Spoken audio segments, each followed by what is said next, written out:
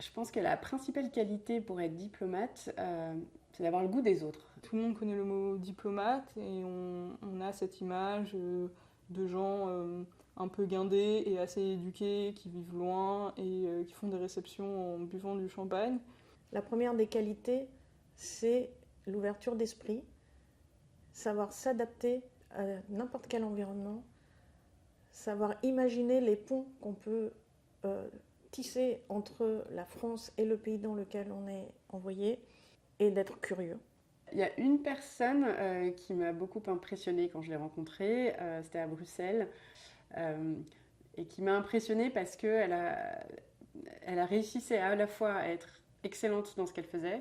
À l'époque, elle s'occupait des relations UE-Suisse, et en même temps à être une maman. Je me rappelle d'une fois où elle avait annulé une réunion parce qu'elle avait un fils qui s'était cassé le bras. Et j'avais trouvé ça génial. Un événement qui m'a marqué depuis que je suis arrivée à l'ambassade de France, c'est la visite présidentielle donc, du président Emmanuel Macron.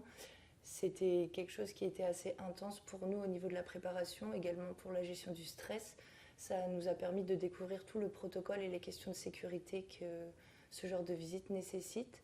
J'ai accueilli des classes d'étudiants en cinéma pendant la Berlinale au sein de l'ambassade qui ont découvert mon métier, qui ne savaient pas que ça existait et qui ont découvert que ça pouvait être une femme et qui ont découvert que ça pouvait être une femme issue de la diversité, comme on dit. Et ils ont été extrêmement enthousiastes à l'idée de se dire que c'était possible.